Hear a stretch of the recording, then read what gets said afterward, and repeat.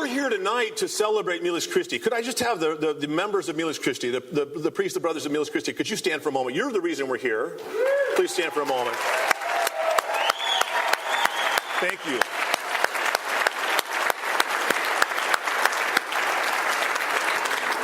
Yeah, I was reading about them, and the reason I just immediately connected was this deep sense of just the clarity of what it means to be a Christian.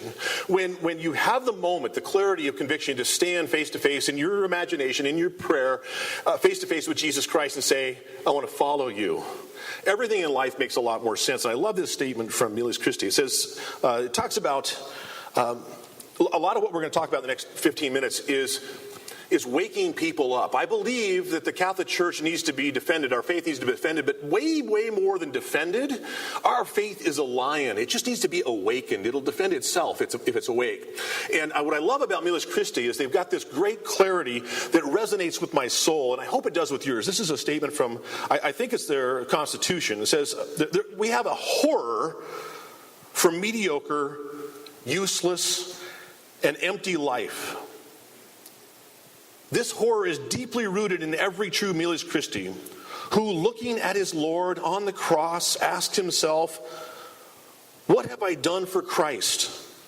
What am I doing for Christ? What must I do for Christ? And I love that. I sit back and say, this is it, because I really believe, I work with young people. I've worked for the last 20 years with young people, and people ask me all the time, what's wrong with our young people?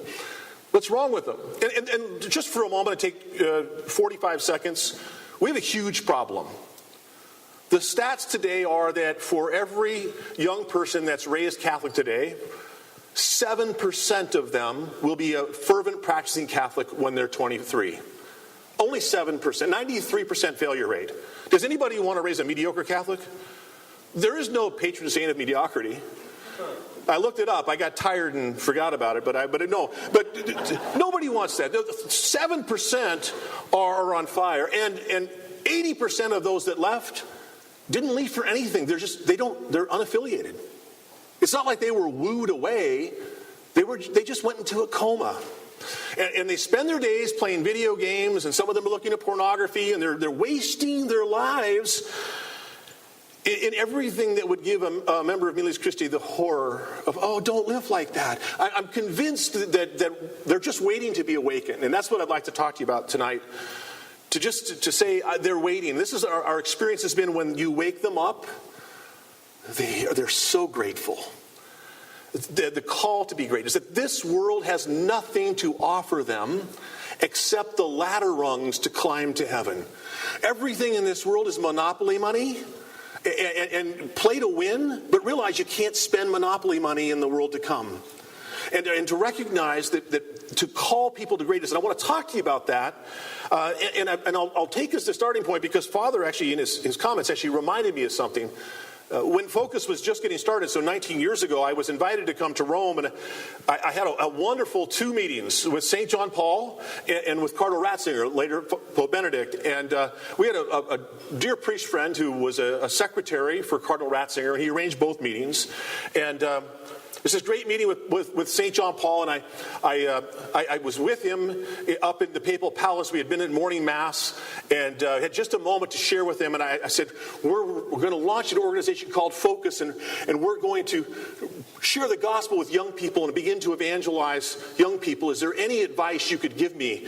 And I had his hand, and he looked at me, and with 2 words that I'll never forget. It was looking at this future saint, and I had his hand in my hand, and he looked at me, and he said 2 words that everybody in Focus knows. He says, let go. No, he didn't say that. He didn't say that. He said, be soldiers, be soldiers.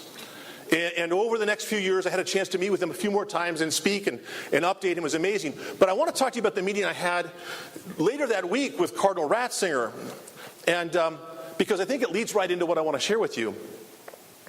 We were talking with Cardinal Ratzinger. I said, Your Eminence, is there anything that you would advise that we share? If I could share with young people something from you, what would you say to young people? And he didn't really even think for 2 seconds.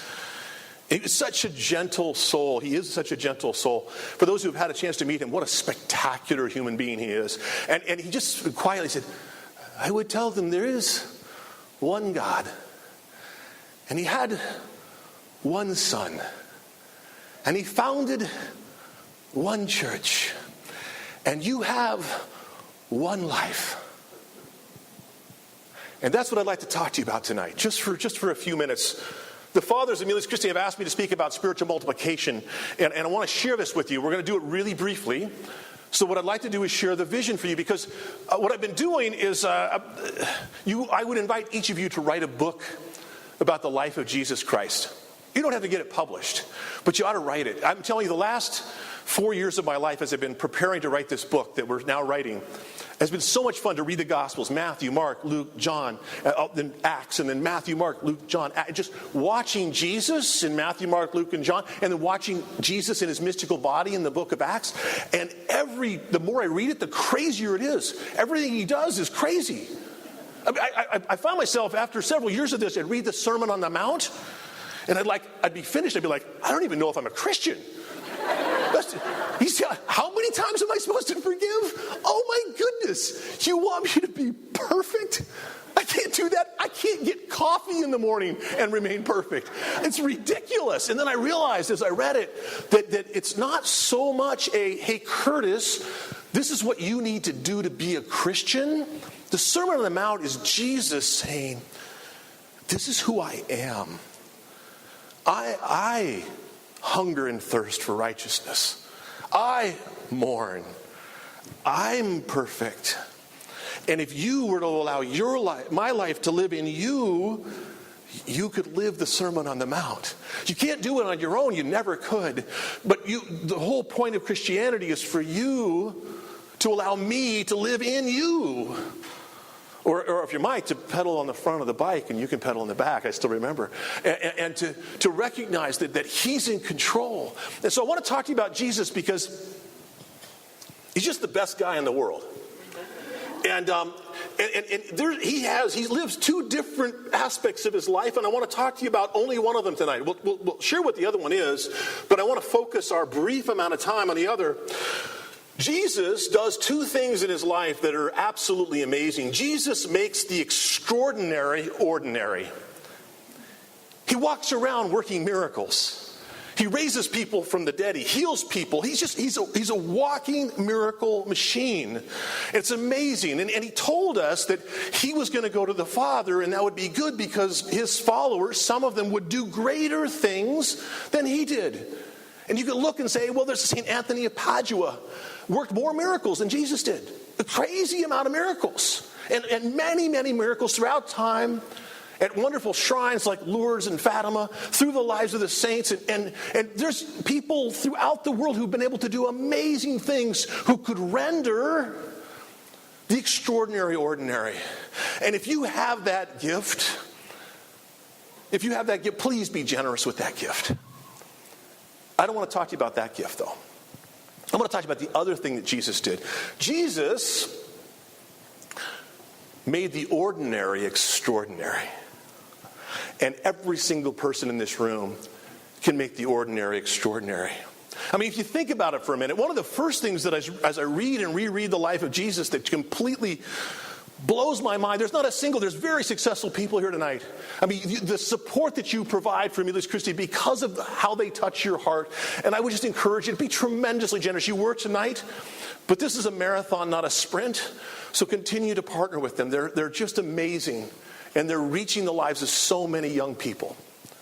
It's wonderful to see. But as we live and try to see the how do you make the ordinary extraordinary, I'm looking at the life of Jesus. And he's the Savior of the world. I mean, all of the world from all of history. I mean, if you do the reading, we get into trouble right here. Genesis chapter 3. Really, really early in the story. And then you've got Genesis, Exodus, I don't even know what Leviticus means. Deuteronomy, all that. Lots of stuff. I mean, 2 Chronicles, if you've read that, it's supposed to be inspiration. I just get perspiration. Those are tough readings. And all the way through the Psalms and all the way through. And finally you get to Matthew. And you get to Matthew chapter 1, the genealogy of Jesus Christ, the son of David, the son of Abraham. And you could give a whole 2-hour Bible study on that one verse. I mean, it's awesome. He shows up. I mean, if I was me, I would have shown up in like Genesis chapter 7. I mean, I would have waited for a chapter or two. He waits for centuries. Like, oh my goodness. We were in misery. We don't even have any idea. You think it's bad now? Think about life without Christ. I mean, it's crazy right now. It was way worse when there was no Jesus. Way worse. And for centuries. And so he finally, as St. Paul tells us in Galatians, in the fullness of time, Jesus came. And he shows up, and he's finally here. We've been waiting for him. And then what's his strategy? His strategy is to be living at home at 30. Michael Ann and I have been blessed with 9 children. 9. All girls. All girls.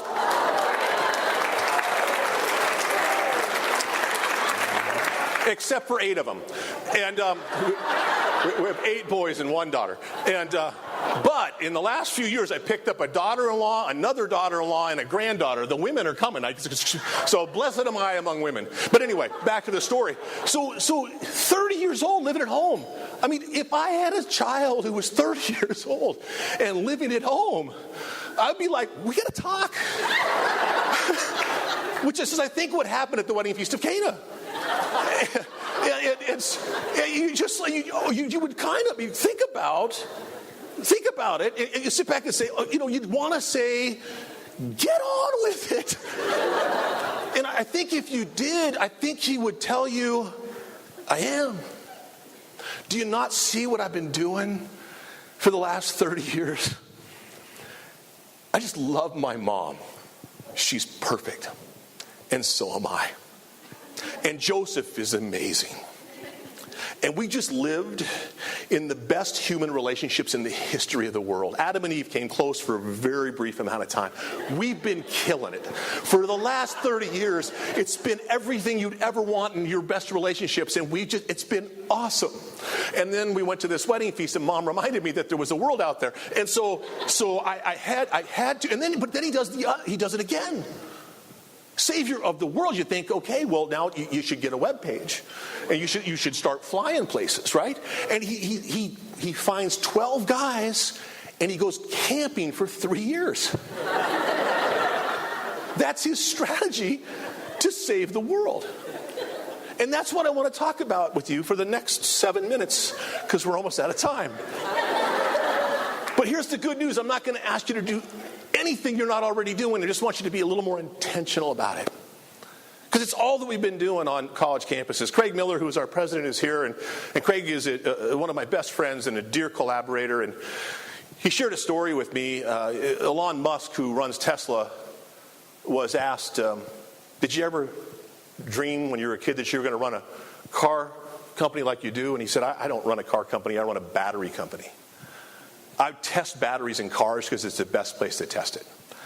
You don't want to test batteries in airplanes because that'll make front page news. I want to change the world and the way it's powered.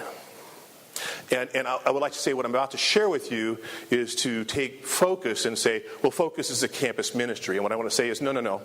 Focus isn't a campus ministry. Focus is a spiritual multiplication organization that works on college campuses because it's simply the best place to start it. In a college campus, young people are at the most leveraged, pivotal moment of their lives. A couple years earlier, their parents told them what to do. A couple years later, their spouses are going to tell them what to do. Right now, if Jesus told them what to do, they could do anything. That's why in the last 19 years, more than 600 young people have entered religious life in the seminary through Focus to be able to sit back and say, in the midst of a vocation crisis, they've heard the voice. We have, of the people that have gotten married through Focus, 1% divorce rate. And I can't even count how many kids because the number changes every day. I'm not kidding. Our son Michael was born, and he was the youngest person in Focus for about an hour. There were 3 other kids born that same day. It's crazy. I mean, so fruitfulness, crazy fruitfulness. But I want to talk about what it is we do, because here's the deal. All we do is, I would argue that there's a method modeled by the Master. And I want to invite you to consider embracing this method in your own life. And it won't make you change really anything except your intentionality. Is there anybody here who doesn't love God? You don't have to raise your hand. Is there anybody here who doesn't have any friends? Please don't raise your hand. Because if you love God and you have friends, you can play this game. Okay, so here's how it goes. Somebody who's encountered Christ, and I'm going to go 23 minutes instead of 20. I'm sorry. It's good to have to take. Evangelization is like lighting a fire. And formation and catechesis is like building a fire. But if you don't have any fire, you can't build the fire. You got to get the flame going. Right now, we're in a church that talks a lot about catechesis. Not enough, don't get me wrong, about catechesis and formation. And we do too. But you got to get the flame first. The love story of me and Jesus, of Jesus loves me. God, to know down to the fire, I am loved by God. He wants me to go to heaven. A lot of people, I have a buddy, Peter Herbeck, you may know him, he's television programs and stuff like that. He does amazing work through Renewal Ministries. And he said, Curtis, I just believe that the vast majority of Catholics are in a loveless marriage with Jesus. It's kind of bone-chilling to me. We really are married. We're in covenant. You're baptized, you're in. If you're baptized and you don't commit mortal sin, or you do and you go to confession and you die, you go to heaven. But the church doesn't exist for you to get to heaven. The church exists for you to get as many people as possible to come with you to heaven. The church exists in order to evangelize. And this is how we do it. You find a small group of people. Jesus got 12. I don't know how many you should get. 3, 4, 5. You're not God. Maybe the people at your table. Just a small number. Not 20 or 30. Just a small number. Who you know their name, you know what they love, you know what they hate, you know their temperament and their personality. You love them, and you love them intentionally, and you say, I want to go to heaven. Do you want to go to heaven? Let's go together. Let's do this. Do you know that every single person in this room can be a canonizable saint? Every single person in this room can be a canonizable saint. I'm not saying we're all going to get canonized. That's up to the church. But you could be a canonizable saint. Every single that's what the church is. No other reason. Not to just make it in. No, I'd like to get into the cheap seats. No, canonizable saint. And to find a group of people and say, I want to do this. I can't do this on my own. I want to do. Would you like to do this with me? I'd like to do this with you. Let's do this. I'm not going to ask you to do anything. I'm going to ask you to do stuff with me, not instead of me. I'm not going to tell you should pray. I'm going to say, let's get up and pray. I love the conversation with college students. Hey, have you ever gone and prayed in a church? A Sunday. How about any other time? Oh, no. You want to? Oh, I don't have any time. What are you doing tomorrow at 6 in the morning? See, we didn't tell them to pray at 6 in the morning. We said, you want to go? I'll come get you. To find a small group of people and impart faithfulness, deep faithfulness. I want to be a canonizable. So every single person in this room can do this because the church gives you everything you need. You don't have it. Oh, I don't have the ability. God doesn't care about your ability. He cares about your availability. Oh, I don't think that I'm equipped. God doesn't call the equipped. He equips the called. You've been called, every single person, to invest in a few, and here's the catcher. Okay, now you're there, and then say, what I did with you, I'd like you to do that with a few more people. Could you find a few more people? Because, see, this is what happens. All of a sudden, you unleash an exponential growth factor into the church called discipleship. It's actually what Jesus said in his last words on earth. After his death, after his resurrection, Jesus said this, last day on earth, last sentences on earth. All authority in heaven and earth has been given to me. Go therefore and make disciples of all nations, baptizing them in the name of the Father and the Son and the Holy Spirit, teaching them to observe all that I've commanded you, and I'll be with you until the end of the age.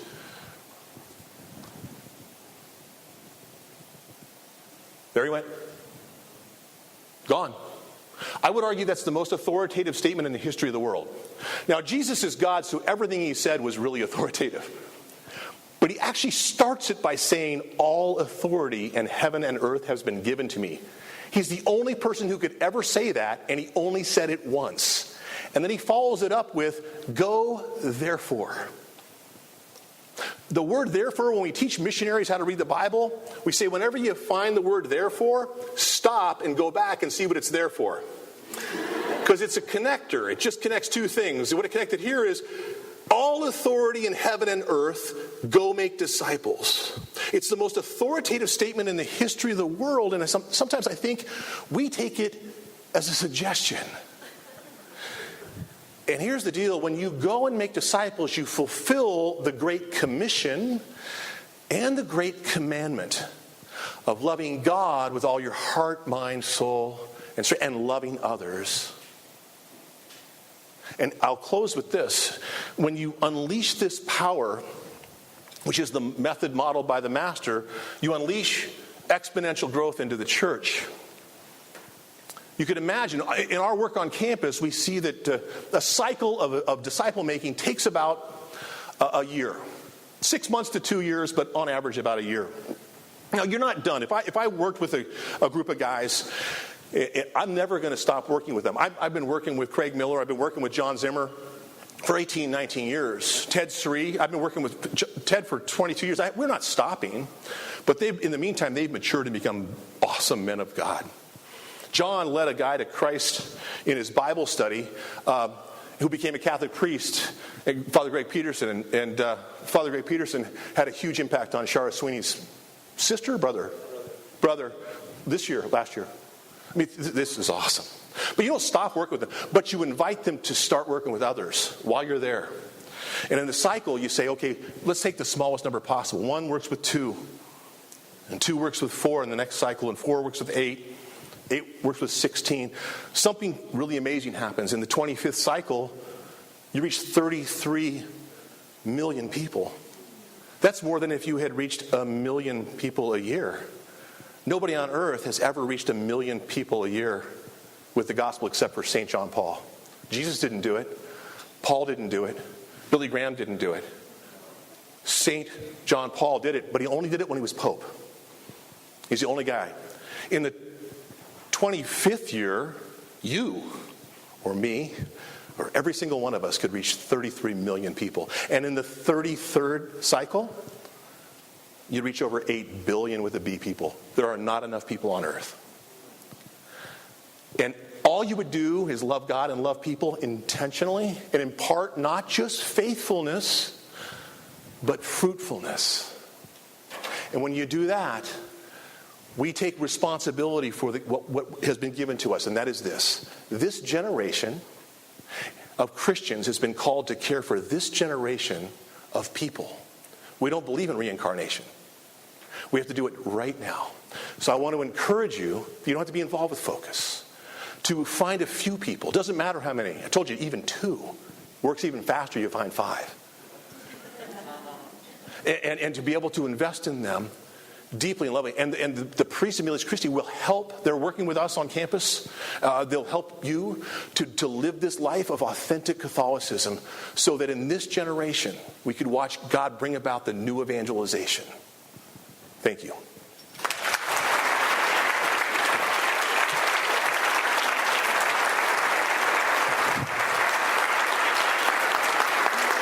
Thank you.